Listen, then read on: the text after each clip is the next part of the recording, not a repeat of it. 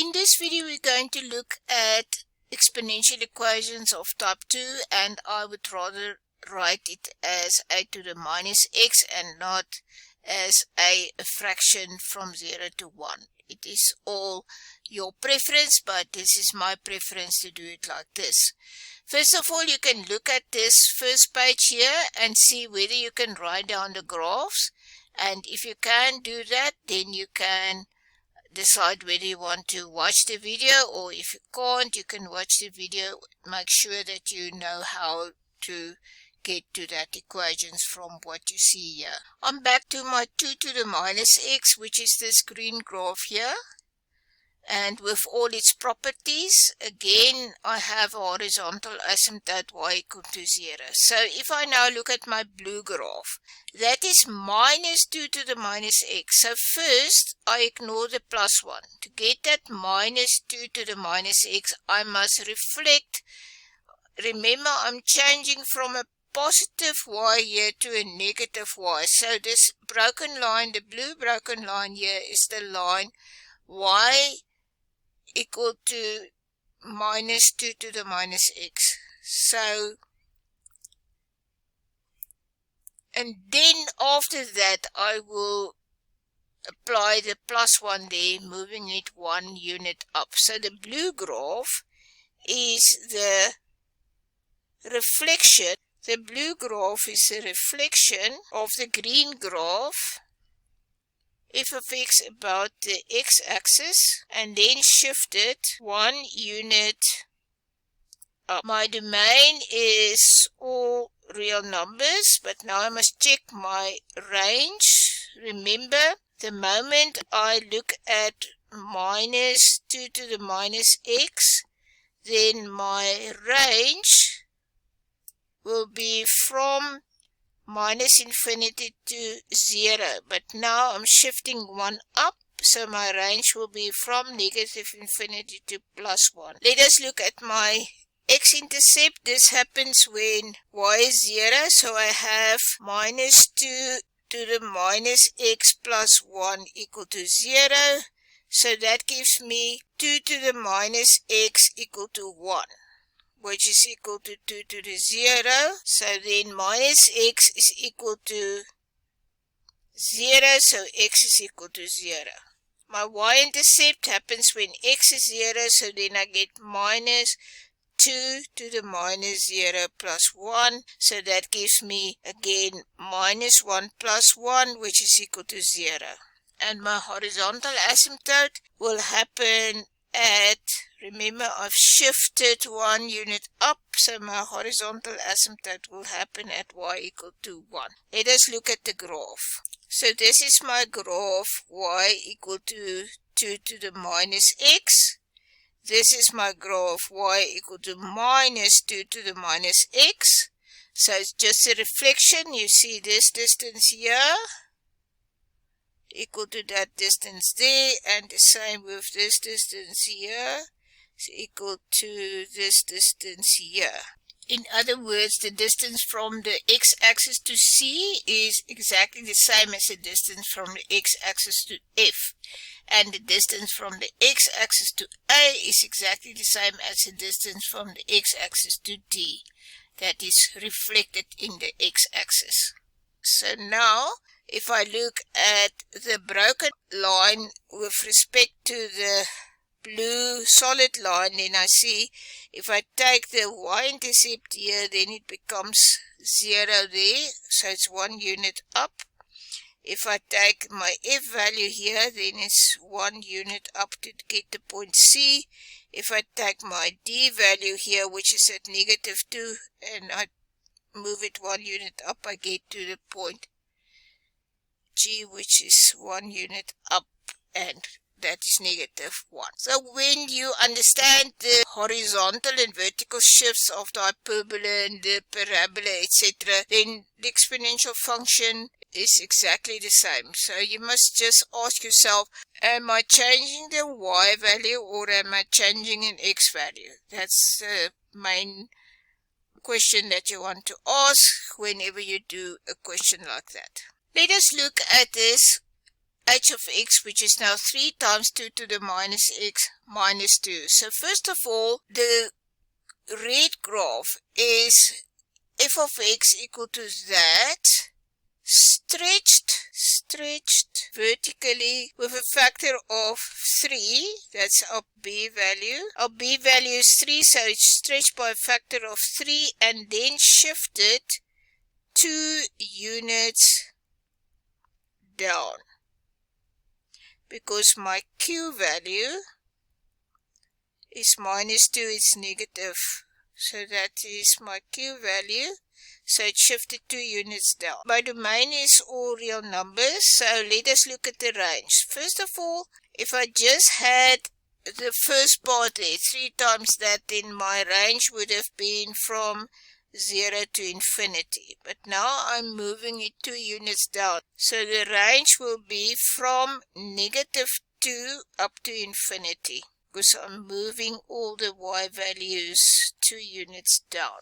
Let us look at the x-intercept. So here y can be equal to 0, so I will have 3 times 2 to the minus x minus 2 equal to 0. When I solve that, I get 2 to the minus x equal to 2 over 3, and exactly the same happens as before, and in this case, if I use my calculator, I will get 0,58 approximately. You can't indicate that value on the graph paper, but that is algebraically correct. Yeah, I've just written it here also. So the y-intercept, that happens at 3 times 2 to the minus 0 minus 2, so that gives me 3 minus 2, which is equal to 1. I do not have a vertical asymptote. What is my horizontal asymptote? Because I've shifted 2 units down, because my q value is minus 2, so my horizontal asymptote will be minus 2. And we can check this here. My green graph is the graph y equal to 2 to minus x. So then I stretch it with a factor of 3, so this one becomes now 3, stretched with a factor of 3 to get this broken line, so a half becomes now 1.5. If I look at the y-intercept of the green graph, which is 1, and the y-intercept of the broken line, which is 3, then I see that OB is 1, but OE is 3 times OB. And the same with when I measure from the horizontal line to C, I will get a half, and if I measure from the horizontal line to F, I will get 1.5, so that's also 3 times the half at C. And then I've moved it 2 units down, so from D to G is 2 units down. From E to B is 2 units down. From F to H is 2 units down. So that corresponds to what I did algebraically. So the last one is the purple graph. We have 4 times 2 to the minus x plus 1. So it is this 2 to the minus x, the green graph, stretched because it's plus 4, it's greater than 1, so it's stretched vertically with a factor of 4, because this is my b value, and then shifted 1 unit up. My domain is R.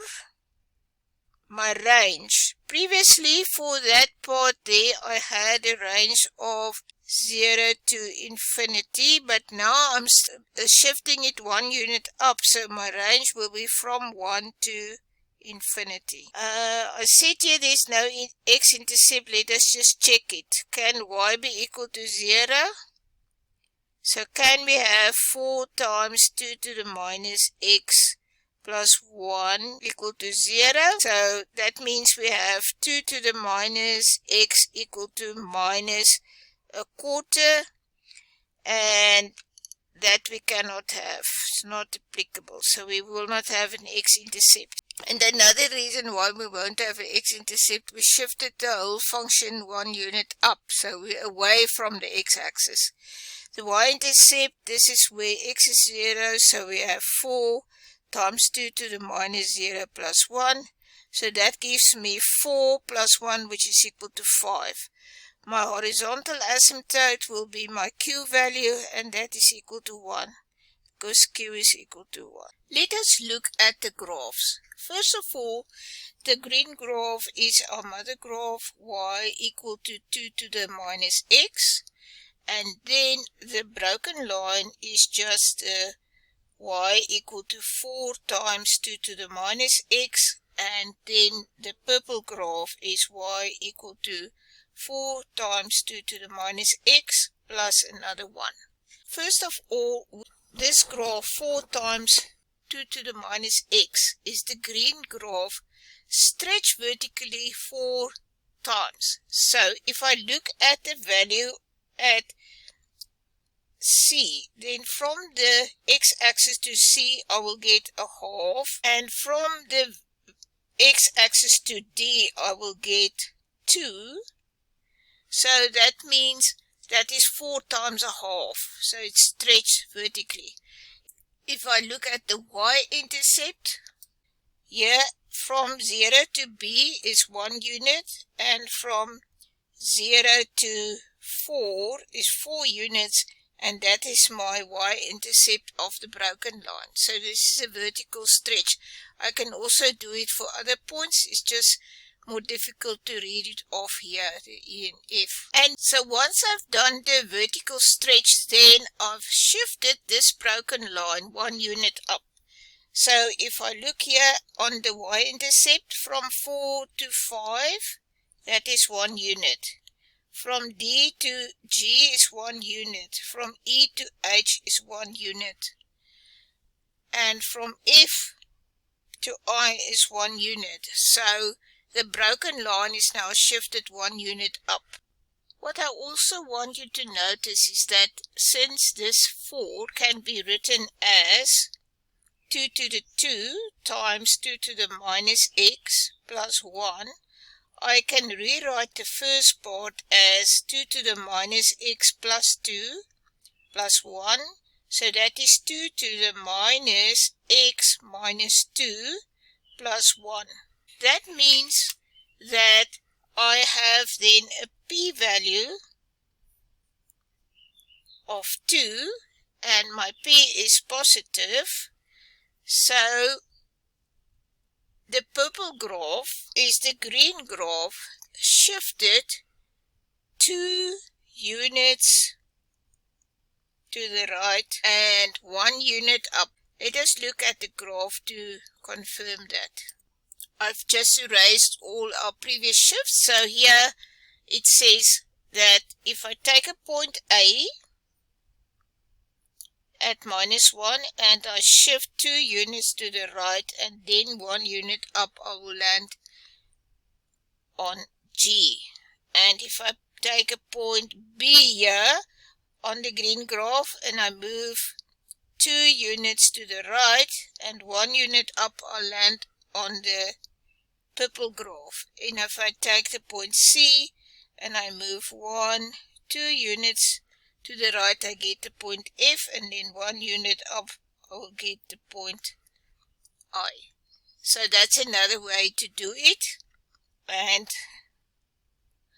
I will surely, when I have a multiple of 2 or 2 to the, when I can write this coefficient or the b value as 2 to the something or whatever this base here is, then I would rather do the horizontal shifts than the stretches, but it's all the same.